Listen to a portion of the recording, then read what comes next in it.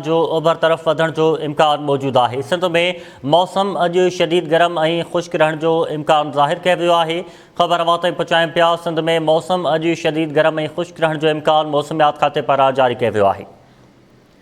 मौसमियात खाते जो चवणु आहे त तूफ़ान बिपरजॉय जो असर अञा बि विच राजस्थान में बरक़रार है। तूफ़ान जो ओभर तरफ़ वधण जो इम्कान है। मौसमियात खाते मूजिब सिंध में मौसम अज शदीद गरम रहंदी और खुश्क मौसम रहण जो इम्कान है। अवां क्या कहें पिया। तूफ़ान बिपरजॉय जो असर अञा बि विच राजस्थान में बरक़रार है। तूफ़ान जो ओभर तरफ़ वधण जो इम्कान मौजूद है। मौसमियात खाते जो चवणु आहे त सिंध में मौसम अज शदीद गरम और खुश्क रहण जो इम्कान है। कराची में फ़कीर सलीम टेलीफोन लाइन ते मौजूद है। तफ़सील मालूम कंदासीं। फ़कीर सलीम, छा सूरत हाल है मौसम जी, आगाह कजो।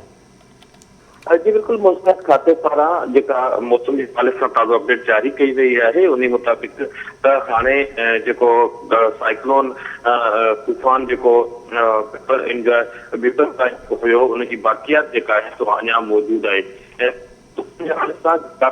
मौसमियात खाते अॼु जेको रिपोर्ट जारी कई है उन चवणु आहे हाँ हवा जो दबाव घटि है। तूफ़ान की जेका शिद्दत है वह काफ़ी हद ताईं घटिजी वही है।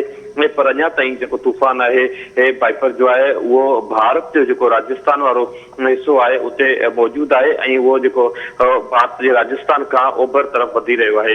मौसम खाते जो चवणु है त अॼु जेका सिंध में मौसम वह गरम रहंदी ऐं शदीद गरम हवा सां गॾु मौसम खुश्क रहण जो इम्कान है। मौसम खाते पारां जेका अॼु खां हफ़्तो अॻु में जेको तूफ़ान बाइपर जो है के हवाले से यो अलर्ट जारी किया वियो हुयो त ही सामूंडी तूफ़ान है। इन दौरान मोहाना समुंड में न वञनि उन्हनि मोहाननि जे अॼु खां समुंड में वञण वारी जेका मौसमियात खाते जी हिकत हुई उनके मौसमियात खाते पाण ही मोहाननि खे इजाज़त ॾेई छॾी आहे। त हाणे अॼु जेका आहे त समुंड जी सूरत हाल ख़ासि तौर ते सिंध जी साहिली पट्टी में जेका साहिली पट्टी है में सामूंडी पोजीशन बेहतर है। मोहाना पंहिंजे रोज़गार से आगे वही सकन था। गुज़िरली बलूचिस्तान के मोहाननि जे लाइ इहा क्लियरेंस जारी कई हुई। अॼु सिंध के मोहाननि जे लाइ इहा क्लियरेंस जारी कई हुई। हाणे मोहाना जेके आहिनि सो समुंड में वही पंहिंजो गुज़र सफ़र करे सघनि था। साॻी वक़्त मौसमियात खाते जो चवणु आहे त तूफ़ान जेको बाइपर जो आहे वो भारत जो जेको राजस्थान ज़िलो आहे रियासत आहे उतां खां ओभर तरफ़ वधी रहियो आहे ऐं उनजा जेके असरात आहिनि उहे सिंध जे